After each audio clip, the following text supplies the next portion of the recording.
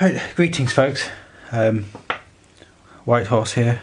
It's been a while, I know. Lots been going on. I've moved house a couple of times. Again, life's still in chaos, but you know, hopefully things settling down. But anyway, just thought I'd make a quick video here. I might come back and clean this up or remake it, I don't know. But I just wanted to get this out here. Apologies for the quality. So for now, I'm video recording off the screen because my screen capture's not working. Like I say, everything's in chaos at the moment. It's going to take me weeks to get back online properly. But I just had to get this out there. I saw this last year. Yeah, so September I did this. And yeah, this blew me away again, you know. Every time it's the same with so many other people's videos I watch as well. Every time you come to looking at something new, why does it surprise you? But it does. This became a kind of a maxim of mine a few years ago. It was the thing that still takes me by surprise, is that things still take me by surprise. And this movie did. It's the Lego movie. So we're going to take a quick look through this movie here. And it's kind of a test and a proof on the kind of process I've been trying to get my head round for the last 10 years or so. And that is making sense of all this information and conflicting stuff and crazy stuff around here. There's too much information. Now, what I learned studying history at college was, don't learn all the information, learn the tools that you need to then go and look at the information. So that's what I developed, was those filters and those tools to look at the world, and particularly the media. And I know a lot of other people have done this same kind of thing as well. And the stuff that starts popping out at you and the stuff that you see, it's like I say, it still takes you by surprise. So get on with it. I'm rambling on. We want to see the movie, don't we? Yes, get on with it. Let's take a look at the Lego movie. Like I say, I did this in about September. This is going to be a bit messy because I haven't got the time references of the screenshots that I used first time round. So this is the main sort of baddie protagonist, as it were. So this is the introduction part, and he's overjoyed because he's at last he's found the Craggle.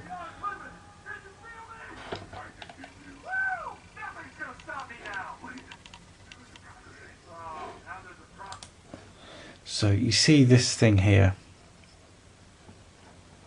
This is the Craggle. There's so much in this movie. I could spend weeks and weeks on this. So that was the intro. This was my real starting point, because when I watched the movie the first time through, this just jumped out at me. Because I remember seeing on the 911 archives, and I think it's Dan Rather, is that possibly on CBS, speaking about the collapse. He's ruminating on this, and he's talking about 8.5 years after the first attacks on the WTC. It's happened again. So that stood out for me immediately as a kind of, I've been delving into 9/11 since about 2003, 2004. So yeah, once you've got these sets of filters, you just bing. So that was my first alarm bell. Okay, and now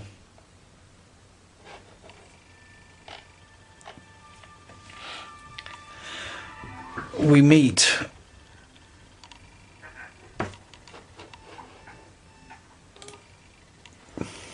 our main character. Morning apartment, good morning doorway, morning wall, morning ceiling, good morning. Floor, ready to start the day. Here it is. Instructions. Yeah, I mean it's cute. I have to say it's a brilliant movie. I mean it is just, the production quality is fantastic. Notice the red, green, blue. So this is a theme. Not quite in red, green, blue order. So maybe it is just a fluke. But red, green, blue, which is the tools of the cinema screen. That's the basic 3 light system that all cinema and TV is broadcast out to us. You see this in other movies. Get that one down. Step 2, greet today's smile and say, good morning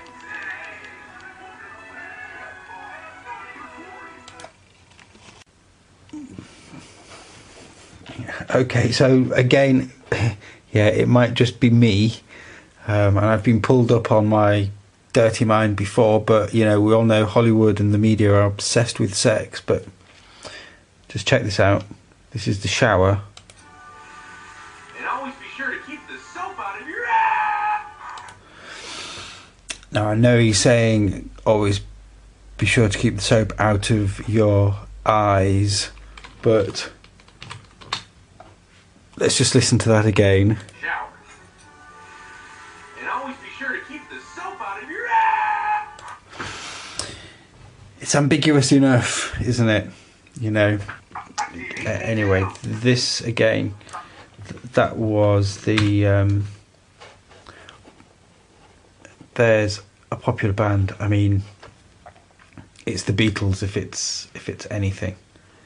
The Beatles crop up in other movies. Yeah, this is the main kind of organisation, Octan. Come to that later as well. Yeah. Okay. So anyway, yeah, I mean this ride, his drive to work is something. You know, there's these signs here to enjoy popular music, and we've seen in his flat what a popular band is. It's all about conformity and loss of individuality. Now, yeah, everybody's sort of zombie fashion as they're driving in, and you get this vista, which to me is straight from They Live. It's the consume, obey, watch TV. You know, it's the same.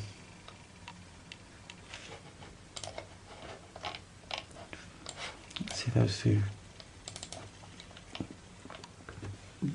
sort of views together, you know. What part of no don't you understand? Colour inside the lines.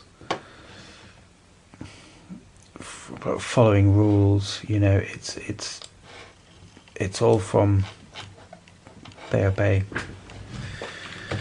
So anyway, we carry on with his journey to work. Lots of conformity.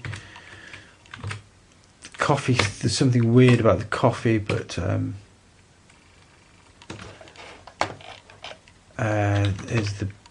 here's him arriving to work at the building site. Actually, we've skipped a bit. Yeah, there we go.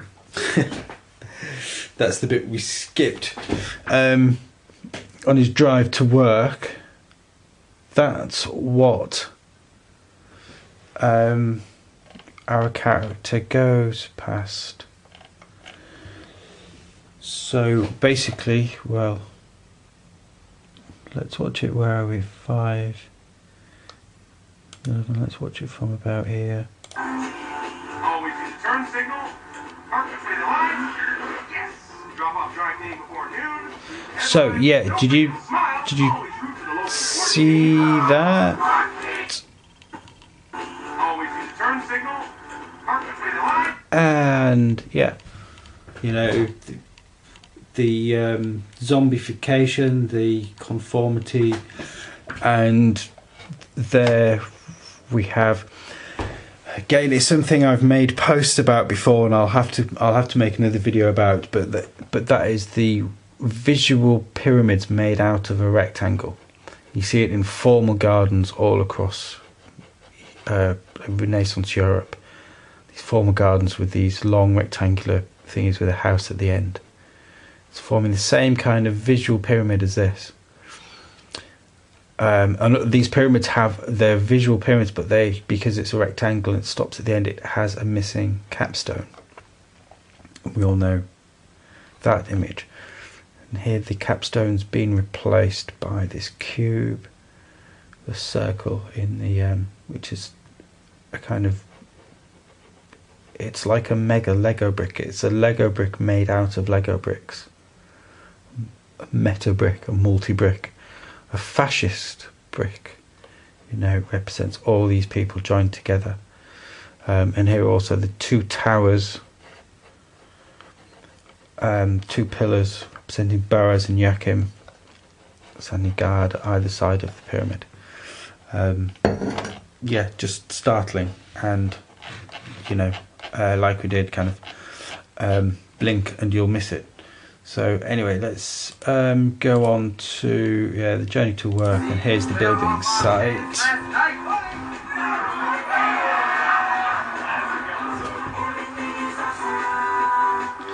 Yeah, okay, let's go past that song.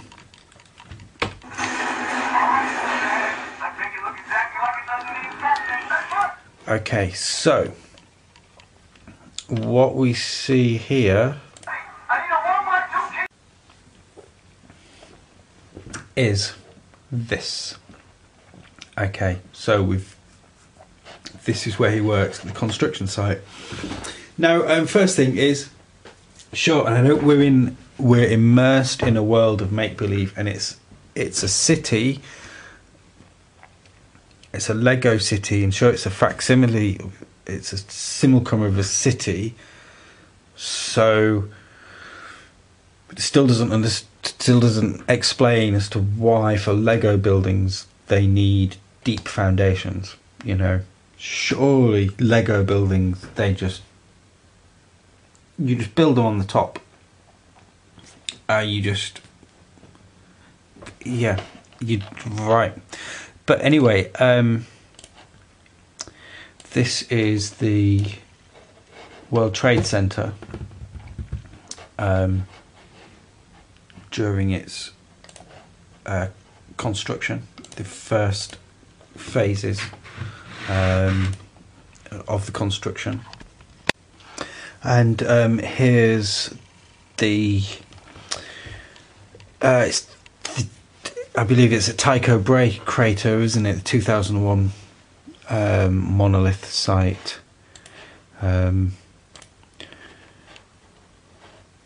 Which again bears a startling resemblance to that construction site.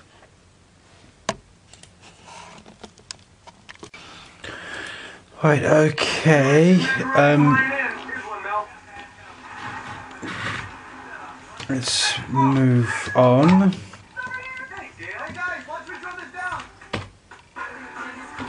I mean, you know, yeah, you see that.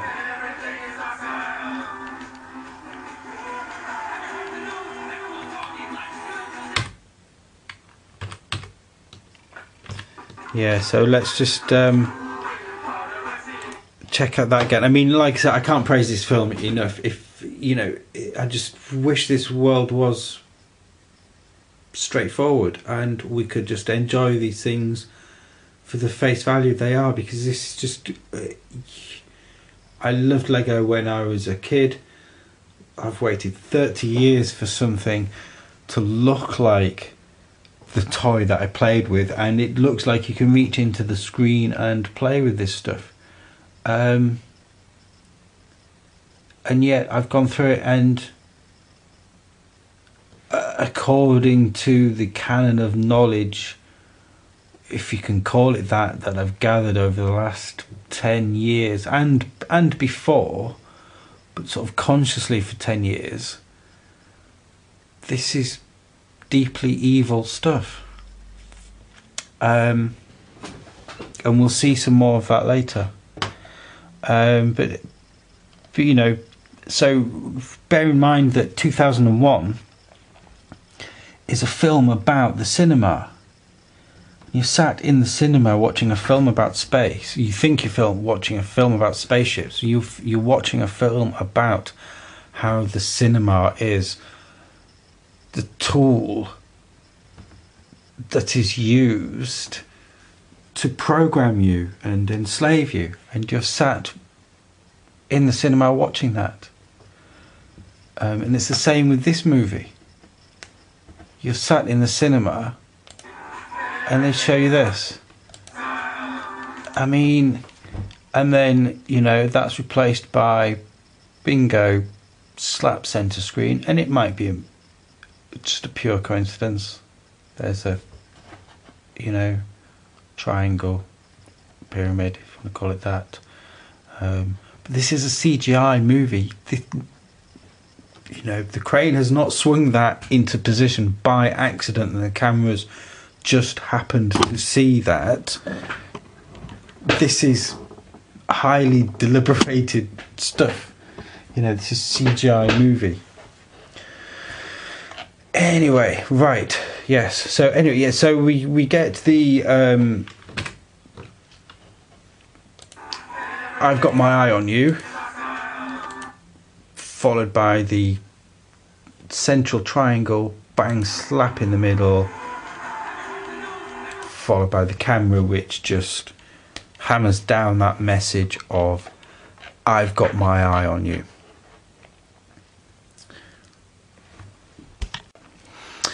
Okay, right, this next segment. No, you couldn't. Off with that song. There's so much imagery in here, I could, like I say, be on this for weeks. Hey, pal, I hate to tell you this, but I don't think you're supposed to be here. So yeah, anyway, like I said, at the top of the movie, after that initial intro, I just got alarm bells about 9/11. Yeah, the rules specifically state work site closed at 6, hard hat area only. That's not official safety orange. If you see anything weird, report. If you see anything weird, now that's a weird placard instruction card he's holding up. I'm extremely puzzled by what's happening in this scene here. So this is obviously the instruction, you know, you see something weird, you report it. This looks like a girl with a gun holding up, looks like a man wearing a fez and a robot who's swearing. Looks like they're stood behind some kind of counter, possibly with a 5-pointed star on it. And also there's butterfly, owl and serpent. There's 3 Illuminati creatures if you ever wanted to see them all together. I don't know if you can see that either. I mean, there are scratches all over this. You know, the detailing in this movie is just phenomenal. there's a line scratched across there, and it really suggests a triangular shape here, which puts it center screen and encloses the essentially purple butterfly monarch, the owl, Illuminati owl, and the serpent. So he decides that he has to report. Let's see if you can spot this then.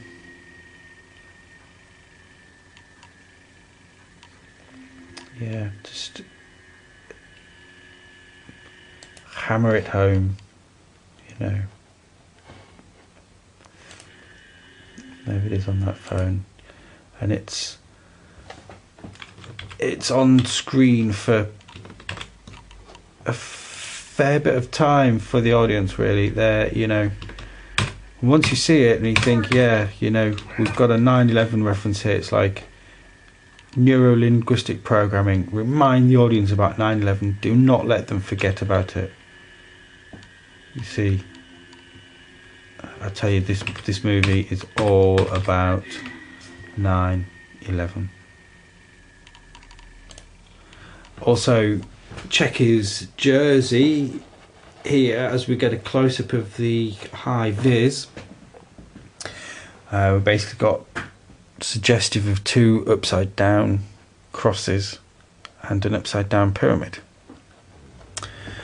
They're two motifs we will see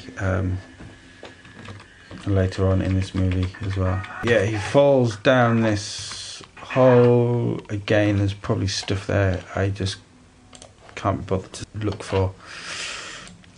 He comes across this thing in here, which for me, I mean, this is the Craggle. It's fairly suggestive by shape of 2001. Not brilliantly, but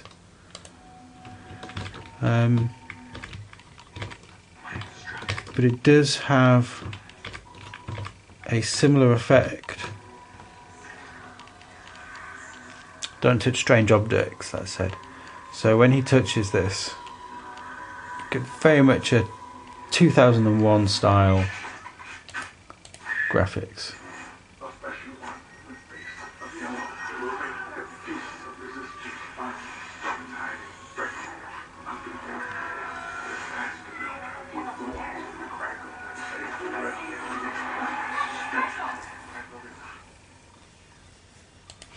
I mean, it's pretty smart, and there's a lot more in there that I've looked at before. And he comes to, and he's being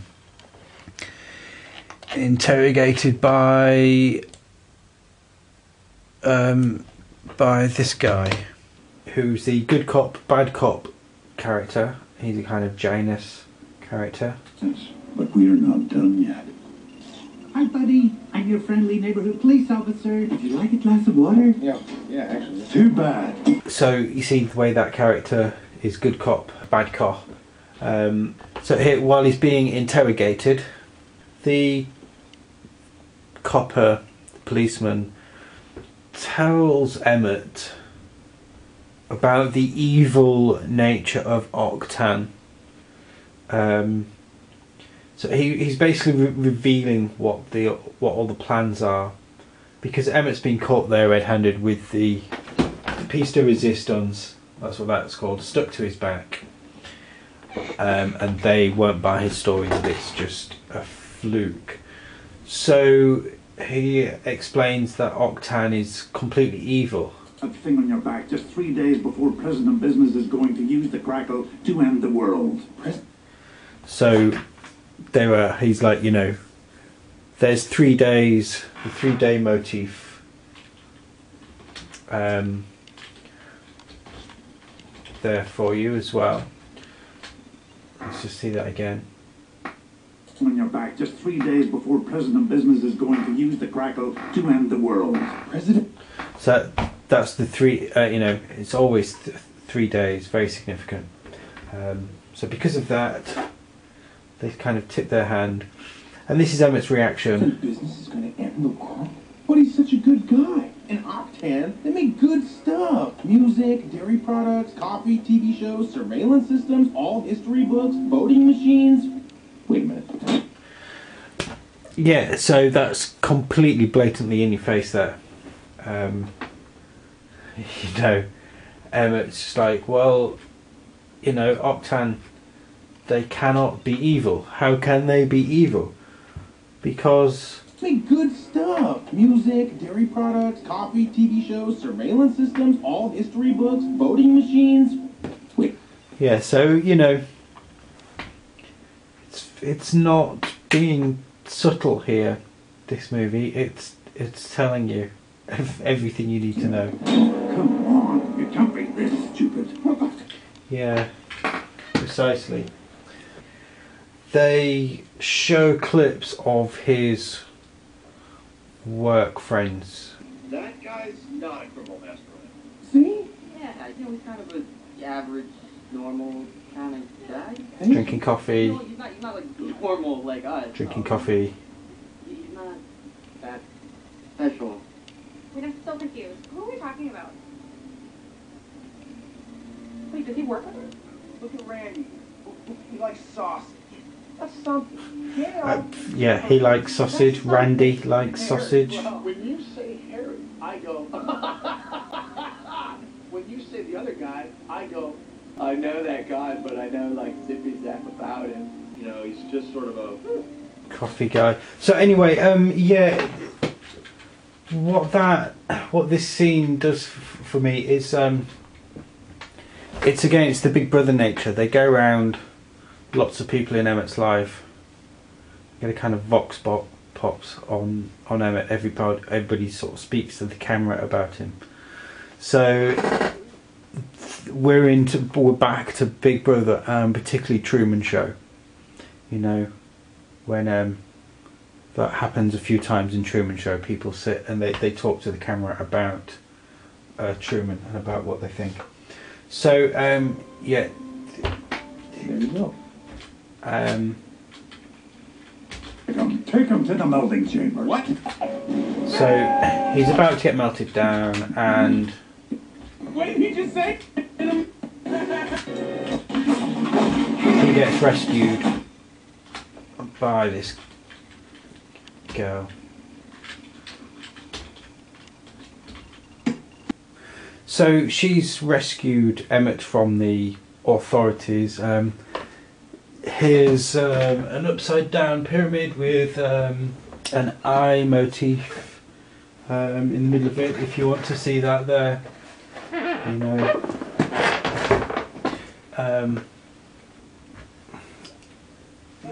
So while the chase is going on, we see here we have another pyramid during this chase sequence here. You can see this here, and at the apex of the pyramid, right in the middle of the screen, is the yellow cube. That's that yellow cube from before. Now here's this is the center of the screen. It's the capped apex of the pyramid just before we get to the cube. If you watch that visual area, now even though we didn't see that occur, where that explosion actually took place it's at the apex of this. It's right here. So this is like some kind of sacrifice, if you like, happening right at the top of that pyramid. I'm asking you, sir. You're the one the prophecy spoke. It says you're the one the prophecy spoke of. Is right at the moment they go past this cube, which has got a circle with a cross in the centre of it. You're the special.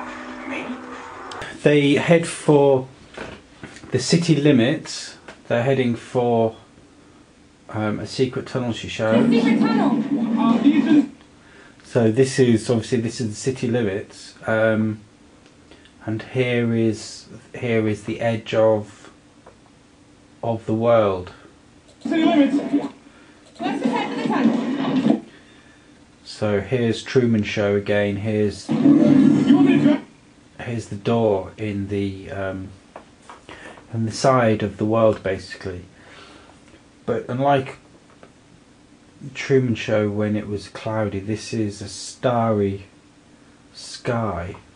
So clearly this sky is an illusion. It's not there. Those aren't stars. This is a backdrop, a physical backdrop, a physical barrier. If you like, this is a firmament, and we're going through a door through it, just like Truman Show. So they escape from the known world, as it were, and they end up basically here in this Wild West. And then here, she basically gives the whole exposition. Rexburg is one of many realms in the universe. There's also this one, Pirates Cove, Vikings Landing, Clown Town, a bunch of others we don't need to mention.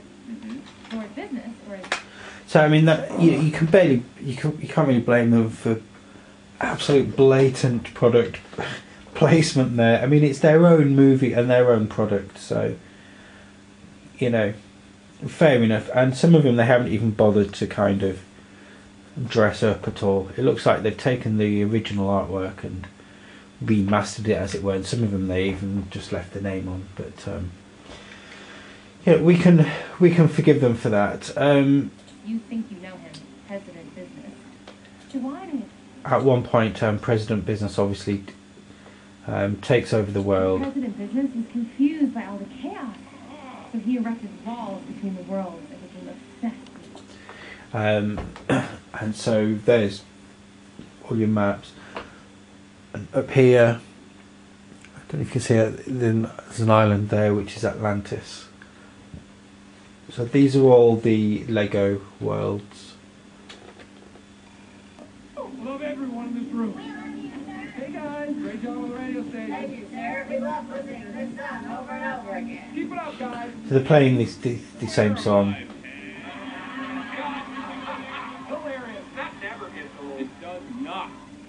So that's, that's like the kind of totalitarianism you see in North Korea or somewhere associated with that, but it's it's an illustration of the Western creeping, tiptoeing fascism there, that they're not directly controlling things, but I mean they pretty much may as well be. So this is Lord Business. He's in all the radio and the TV is all controlled by him. Nice little inverted visual pyramid there, but there are pyramids all over this movie, like that, for instance. So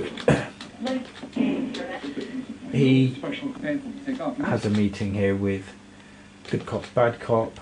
I mean, notice it's all black and red and triangles. It's inverted and pyramids. I mean, Lord Business himself, his whole kind of head get-up is an inverted pyramid there.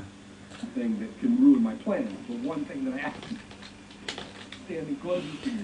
If you notice his cape is basically a tie. We'll get a better shot of that a little bit later. Through this window and out into the infinite abyss of nothingness. And so here's quite a startling image for you. There's an upside down pyramid with an eye motif. There's a lot of inverted images here, especially upside down pyramids in this movie. I want to do it. So yeah, that's quite a startling image. Now, again, is the upside down triangles, pyramids, if you like. So this one about the tie. So his cape is basically a tie, and now you know if you go with this level of inquiry, as it were, this type of knowledge, the tie, the business tie that's worn by a businessman is basically a form of noose. It's related to the Freemasons and their control of the financial markets and the business world, and the fact that all these thousands, millions of workers voluntarily tie a noose around their necks, which is a knot of somebody else's making. It symbolises how they have us right under their thumbs, right where they want us, as it were.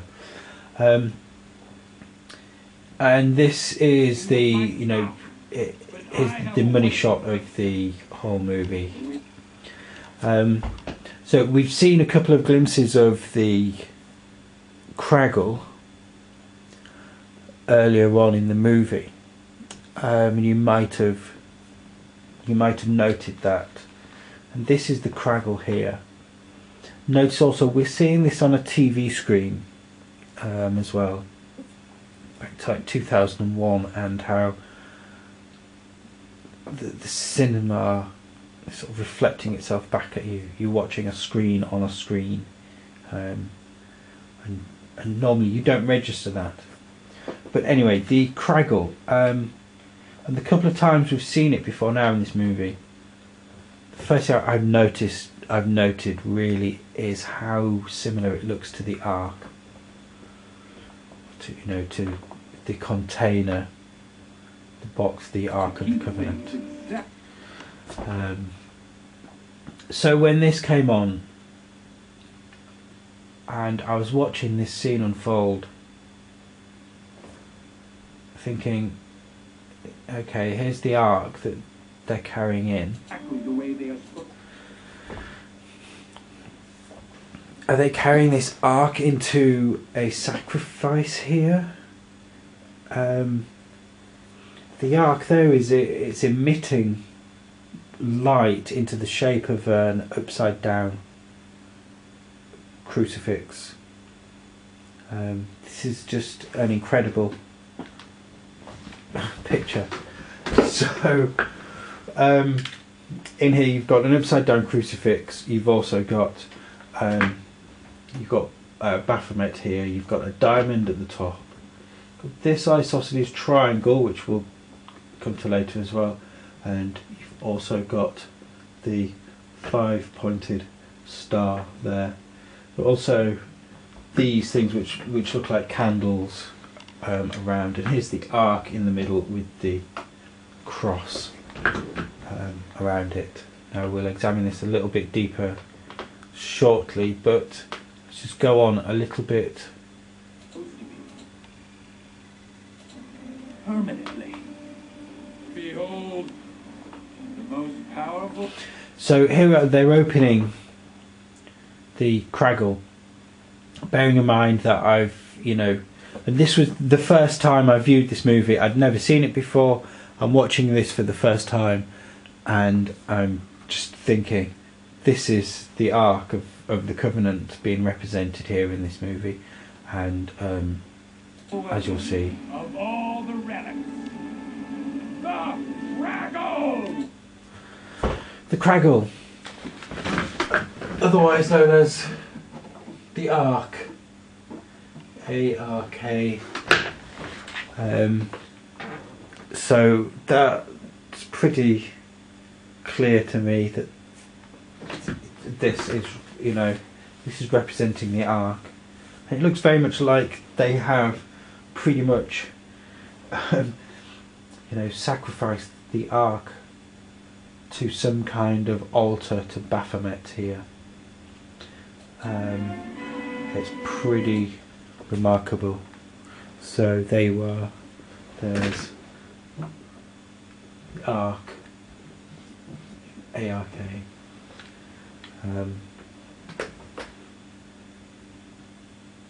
It's stark, it's pretty in your face, it's pretty blatant that is representing the Ark of the Covenant there.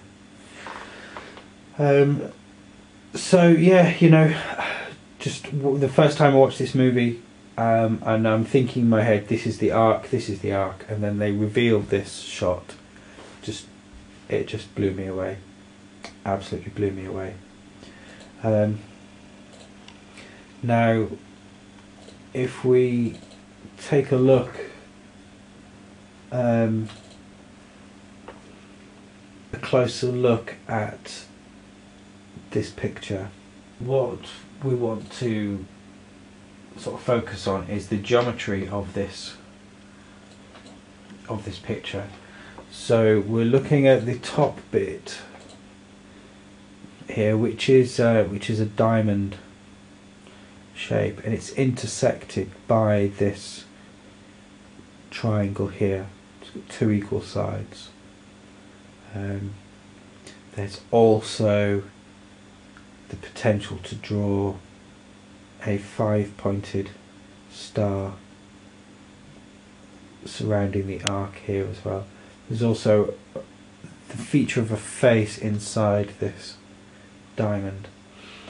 So when I freeze framed here, my immediate thought was, I have seen this before.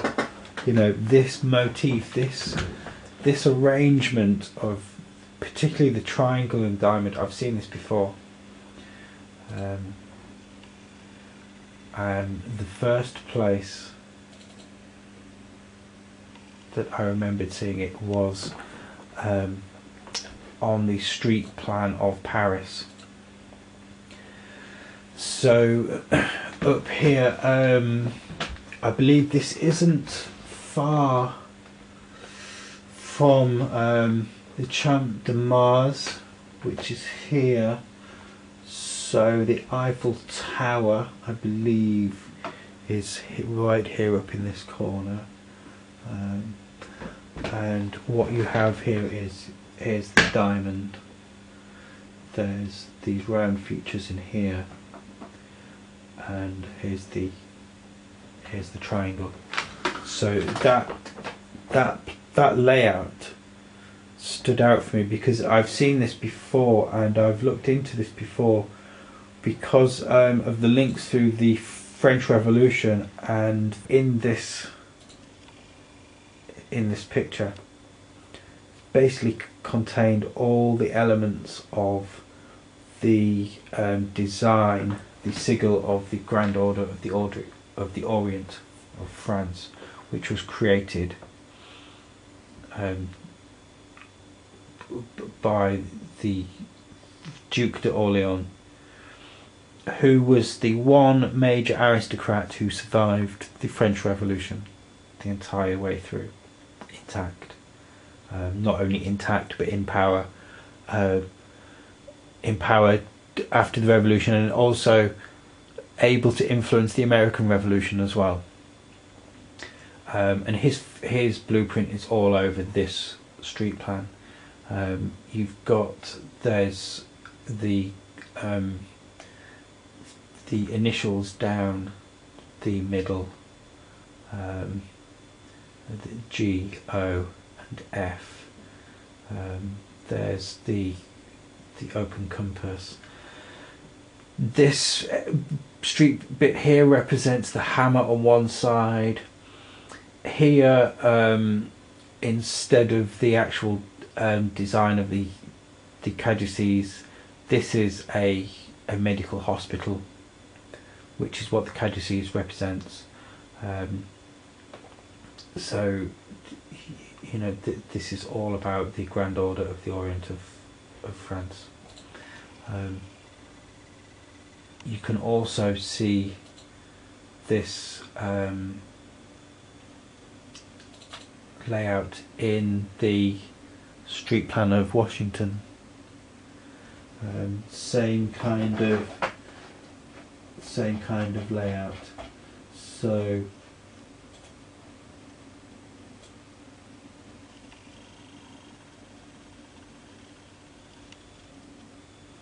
you know, you've got the top bit here around the Senate building, representing the sort of the facial features. You've got the top diamond, the triangle here, and it's out of picture here, but this is the tip of a 5-pointed star, which is over here. So these two street plans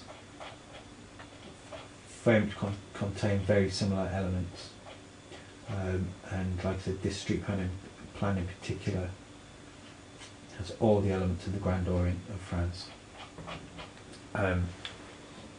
It's pretty remarkable.